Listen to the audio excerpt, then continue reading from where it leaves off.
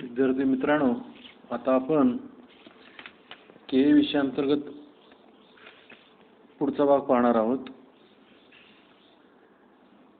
प्रकरण 6 मध्ये आपण अन्नद्रव्यांची कमतरता लक्षणं ही जी काय अभ्यासाला सुरुवात केली आहे त्याच्यामध्ये नत्र, स्फुरद आणि पालास्थ आपण बघितले. जर नत्र कमी पडलं तर पिकांची पानं पिवळी पडतात, हिरवट वाढ होत नाही, त्यासाठी युरिया द्यावं सांगितलं. स्फुरद जर कमी पडलं तर पानाची मागची बाजू लालसर जांभळट होते, त्यासाठी सिंगल सुपर फॉस्फेट किंवा DAP द्यावं सांगितलं. पालाश कमी पडलं तर पानांच्या कडा तांबूस पडतात, त्यासाठी मिरट्या फोडायच्या. थोडक्यात आपण बघितलं. आता त्याच्या पुढचा चुना, म्हणजे तो दुय्यम अन्नद्रव्य. चुना जर कमी पडला, कॅल्शियम जर कमी पडलं तर चुन्याबाबतीत काय सांगता येईल की चुना हा अतिशय संथ गतीनं मुळापासून अग्रापर्यंत पोहोचतो, त्यामुळे त्याची कमतरते लक्षणं अर्थात पहिल्यांदा अग्रांकुराकडे दिसतात. टोकाची पानं पिवळी पडणं, वाढीचा अग्र सुरकुतून जाणं, फांद्या आणि इतर शेंडे हे वाळणं, खोड टोकाकडून वाळत येणं, असंही अपायकल पोर्शनला म्हणजे टोकाकडच्या भागाकडे लक्षणं दिसून येतात.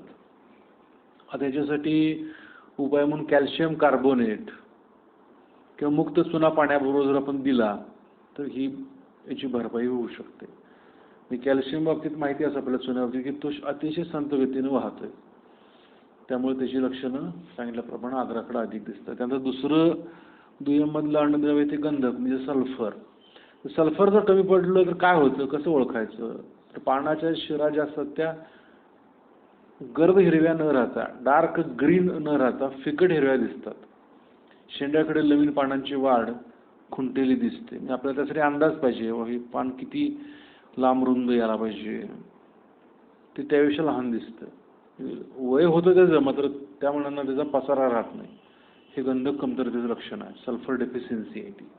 ह्यासाठी पाण्यात विरघळणारं गंधक जे 80% बाजारात मिळतं ते पानावरती फावरून दिलं आपण तर ही डेफिशियन्सी भरून निघते.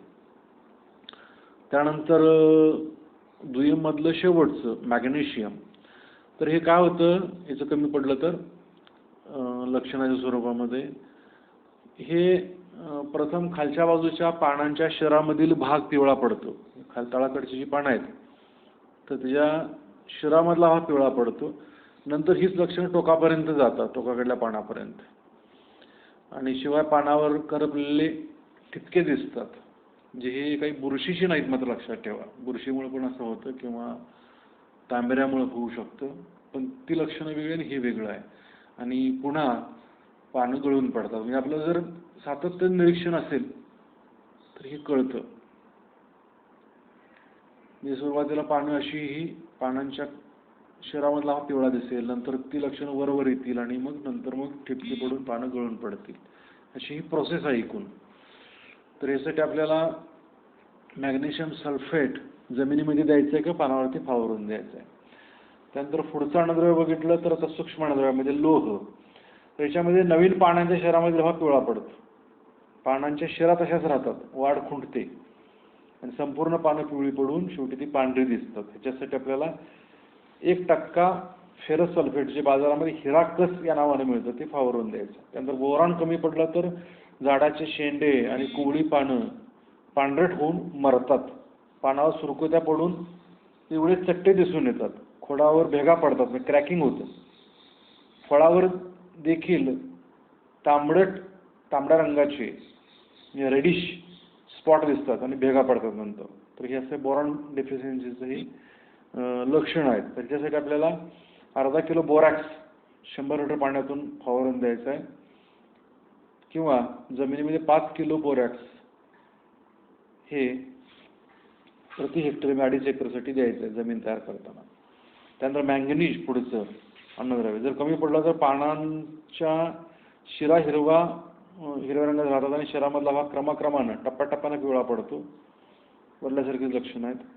त्यासाठी मॅंगनीज सल्फेट प्रति हेक्टर 8 ते 25 किलो द्यायचं आहे जमिनीमध्ये. जस्त म्हणजे झिंक कमी पडलं तर शेंड्याकडली पानं आकाराने लहान होतात, अरुंद होतात, शिरांच्या आतील भाग पिवळा पडतो, पाने ठिकठिकाणी वाळतात, भर कमी येतो आणि फांद्या सुकतात. ह्याच्या कमतरतेसाठी आपल्याला भरून काढण्यासाठी 1 किलो झिंक सल्फेट 100 लिटर पाण्यातून फवारून द्यायचं किंवा 2 ते 20 किलो जमिनीतून प्रति हेक्टरी द्यायचं. त्यानंतर कॉपर, तांबे. तर झाडांच्या शेंड्याची वाढ खुंटते, झाडांना शेंडामर रोगाला सामोरं जावं लागतं, खोडाची वाढ कमी होते, सालीच्या आतमध्ये डिंक जमा होतो आणि पानं लवकर गळून पडतात, अकाली पानगळ होते. कॉपर सल्फेट 0.5% फवारून द्यायचं आहे, म्हणजे 1 लिटरला 5 ग्रॅम या प्रमाणात. त्यानंतर मॉलिब्डेनम पुढचा अन्नद्रव्य आहे. सोडियम मॉलिब्डेनमच्या रूपात आपण देऊ शकतो, मात्र लक्षणं काय तर पानं पिवळी होऊन तपकिरी टिपके पडतात, पानाच्या खालच्या बाजूला तपकिरी डिंकासारखा द्रव स्त्रवलेला दिसून येतो. हे मॉलिब्डेनम डिफिशियन्सीचं हे लक्षण आहे. त्यासाठी सोडियम मॉलिब्डेनेट 0.5 किलो प्रति हेक्टरी जमिनीत द्यायचं. आणि शेवटचा अन्न घटक आहे तो क्लोरीन. हे जर कमी पडलं तर वनस्पतीची वाढ खुंटते, झाड मर रोगाला बळी पडतं, झाडाची नत्र आणि गंधक शोषण घेण्याची क्षमता कमी होते. त्यासाठी 0.2% क्लोरीन जमिनीत मिसळून द्यायचं आहे. अशा पद्धतीने ही डेफिशियन्सी सिम्पटम्स हे पुढे घ्यायचं राहिलं की बघायचं मला दाखवता येईल. हा चार्ट आहे. तांबे, मॉलिब्डेनम आणि क्लोरीन ही डेफिशियन्सी आपण लिहून घ्यायला हरकत नाही. अशा पद्धतीने डेफिशियन्सी सिम्पटम्स संपलेले आहेत त्या ठिकाणी. त्यानंतर आता पुढचा आता ही जी काही कमतरता लक्षणं आहेत आपण खतातून देतो. खतं देत असताना आपण 2-3 पद्धती आपल्याकडे सेंद्रिय खतं उपलब्ध आहेत किंवा रासायनिक खतं आपण देऊ शकतो किंवा जीवाणू खतांचा पण पर्याय आपल्याला उपलब्ध आहे. तर पहिलं सेंद्रिय खताविषयी माहिती घेऊ. सेंद्रिय खत म्हणजे काय, कोणकोणते प्रकार, कुठल्यामध्ये कोणकोणते घटक असतात, कशा पद्धतीने द्यायचं हे आपण थोडक्यात बघू. आज सगळेच्या सगळे सेंद्रिय खत होणार नाहीत, जेवढी शक्य म्हणजे शक्य आहे तेवढं ह्या व्हिडिओमध्ये आपण कामकाज पूर्ण करतो. सेंद्रिय खतं तर वनस्पती आणि प्राण्यांचा अवशेष कुजवून जे खतं तयार करतात नैसर्गिकरित्या, तर त्याला म्हणायचं सेंद्रिय खतं. हे अर्थातच आपल्या शेजारी एखादी जागा ठेवून, ज्याला कारखान्याचं स्वरूप नाही आहे अशा ठिकाणी आपण तयार करतो. ही तुलना आहे थोडी रासायनिक खताची आणि सेंद्रिय खतं. रासायनिक खतं शक्यतो कारखान्यामध्ये तयार करतात. ही जी खतं आहेत सेंद्रिय खतं ही शेतामध्ये गोठ्याच्या बाजूला मोकळ्या जागेवरती आपण करत असतो. तर सेंद्रिय खताचे काही वैशिष्ट्यपूर्ण फायदे आहेत, त्याच्यामुळे नुकसान काय होत नाही, अनेक वर्षे आपल्याला ती अन्नद्रव्ये देत राहतात, लोकलला तयार होतात, त्यासाठी प्रदूषणाचा समस्या येत नाही, अशी भरपूर फायदे आहेत, गुणवत्ता खूप चांगली राहते. मात्र आजकाल कष्ट कमी झाल्यामुळे जनावरं सांभाळणं आणि त्यातून सेंद्रिय खत घेणं, विकत घ्यायचं म्हटलं तरी दुरापास्तता असते. ह्या सगळ्या धर्तीवर आपण बघूया खताचे कोणकोणते प्रकार आहेत. ते पहिलं शेणखत. तर पारंपरिक आहे, उत्तम दर्जाचं आहे. तर गोठ्यातील मलमूत्र जनावरांनी खाऊन टाकलं अर्धवट खाद्य हे आपण उकिरड्यामध्ये टाकून ते कुजवून हे शेणखत बनवतो आपण. तर शेणखतामध्ये सरसामान्य 0.5% नत्र, 0.2% स्फुरद आणि 0.5% पालाश असतं. तर आपण हे जेव्हा पिकाला देतो त्यावेळा ज्या पिकाला देतो त्याला 30% उपलब्ध होतं आणि पुढचं 60 ते 70% पुढच्या हंगामात उपलब्ध होऊन ते 2-3 वर्षे मिळत राहतं. त्यातलं विशेषतः नत्र कमी प्रमाणात उपलब्ध होतं. स्फुरद, पालाश 75% त्या हंगामात मिळतं, पुढे हंगामात मिळत जाते. मग दमाचं एक शिस्तीतपणे मिळणारं खत आहे. हे झालं शेणखत. त्यानंतर पुढचं पडलं कंपोस्ट खत. तर कंपोस्ट खत विशेषतः वनस्पती आणि प्राण्यांचे टाकाऊ भाग, मानवी विष्ठा, पिकांचे अवशेष, शहरातील मैला, घराघरात टाकलेला कचरा इत्यादी चांगल्या पद्धतीनं कुजवून तो कंपोस्ट खत तयार करतात. हे पण खूप चांगल्या दर्जाचं खत आहे. पर्यावरण संतुलनाचं काम होतं. सिटी वेस्ट सगळं वापरात येतं. तर कंपोस्ट खत तयार करण्याच्या प्रक्रियेत न कुजणाऱ्या सेंद्रिय पदार्थाचे सूक्ष्म जीवाणूमार्फत विघटन केलं जातं आणि नंतर ते कर्बनत्र गुणोत्तर खूप चांगलं असतं आणि ते वापरतात. याच्यामध्ये कंपोस्ट खतामध्ये 0.88 ते 2.11 एवढं त्या ठिकाणी नत्र असतो. त्यानंतर स्फुरद 1.68% असतो आणि पालाश असतो ते 0.8 ते 1.28% असतो. त्यानंतर पुढचं बघितलं तर गोबर गॅस स्लरी. तर हे पण गोबर गॅस प्रोजेक्ट जे आहे तर त्याचा एक बाय प्रोडक्ट म्हणून येतो. तर जनावरांच्या शेणापासून पुरेपूर फायदा घेऊन गॅस बनल्यानंतर त्यापासून जे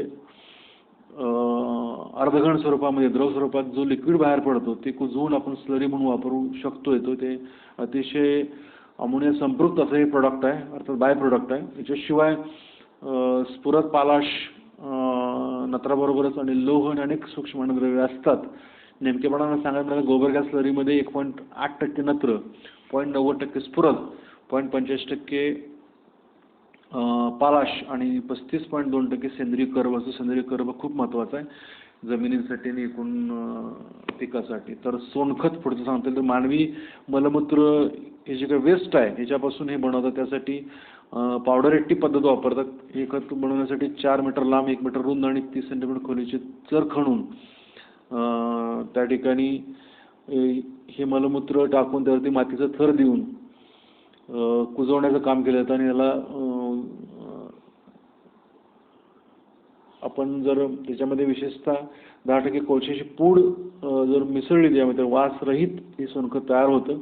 आणि याच्यामध्ये 1.32% नत्र, 2.8% स्फुरद, 0.8% पालाश आणि सगळ्यात महत्त्वाचा चुना 24.2% असतो. असं हे उपलब्ध होणारी खतं आहेत. बाकीचं आपण ओघामध्ये बघू. तोपर्यंत अल्पशी